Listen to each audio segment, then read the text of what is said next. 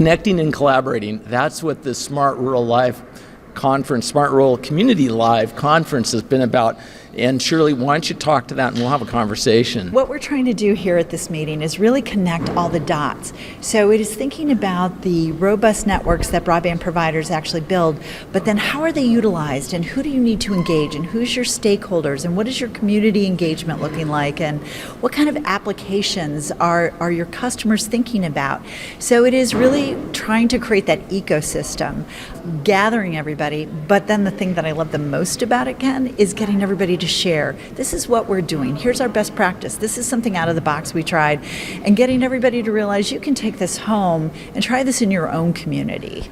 Well, and that was very interactive, all the sessions, but the art of the possible is one that you led. Oh, I love just, the ability to kind of think through with people, sharing some of the stories of success, sharing some of the things that get more people online or digital equity and inclusion and things that take some of the applications that I think are just prime for rural communities, things like telehealth, things like the ability to explore further how we can use the civil justice system and augment it using broadband. Again, the art of the possible is really all about people saying, what is that one nugget? What is that 2 nuggets? I have a complete notebook full of nuggets. When you actually mentioned communications earlier, I will say it's one of the reasons this year we produced kind of a workbook to allow people to be like, right, this session, and we talked about this, and they talked about that, and who's the speaker I want to get back to, and pick their brain further about this, so that folks really kind of took that spirit of this is about collaborating, this is about sharing best practices and ideas,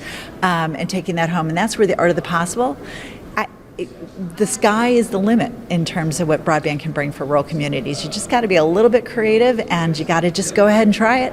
If it doesn't work, you try something different. So again, like hearing people get excited about, well, last year we did bovine facial recognition and this year we are literally doing what are the devices that survivors of domestic abuse can have that are broadband enabled that allow safety and security for those people. So really trying to take that span of topics and have this be the place where those discussions get held. Timing was perfect, right? You literally came from the White House, but a lot of these terms like the equity and inclusion and stuff, you guys are breaking it down into something I think your members understand. It's about an element of kindness we just heard. Oh, and did I love that? It is that whole message of like, let's be kind and providing services is a form of kindness and showing grace and the ability to educate people and the ability, we had somebody this morning just talking about how she and her children help the 95-year-old neighbors figure out how to use YouTube.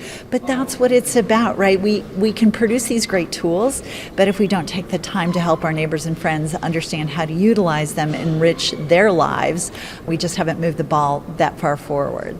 Yeah, so instead of smart rural community, you could almost call it common sense or just community, right? Right, but I think what we were trying to get at when we first kind of envisioned this whole idea was people talk so much about smart cities and smart grid and smart, everything else that's not rural. And again, some of it too is overcoming that stigma, that idea that rural America is smart and rural America has bright people and entrepreneurs and innovators and particularly attractive place to live as people have more options about where they live. So I think we were a little bit ahead of our time 10 years ago when we started the Smart Rural Community program, but it's that idea of you can be smart as long as you've got broadband capability. And certainly in NTCA member service territories, they're ready to go and they've been ready to go for a long time. Well, and it's a brilliant national brand. Thank you. So this is the other way I think about it, particularly on the heels of the BEAD funding coming out from the White House on Monday, is that there's going to be a land rush for federal funding. There's billions and billions of dollars coming out. It's going to be coming down through the states.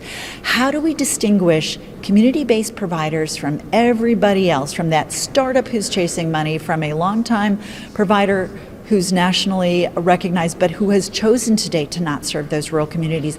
How do you actually tell the story that these community providers have not only been doing the job since their inception? When I think about the fact that 80% of their customer base has access to fiber already, that tells me there's a difference. So I think the Smart Rural Community Initiative is a great way to say, you know what? We're not those other guys. This is who we are. We live and work and play where we provide service. That's an excellent summary. Shirley, it's always great catching up, and congratulations on the great conference. Ken, thank you. It's always a pleasure to work with you. Thanks for being here. Thanks.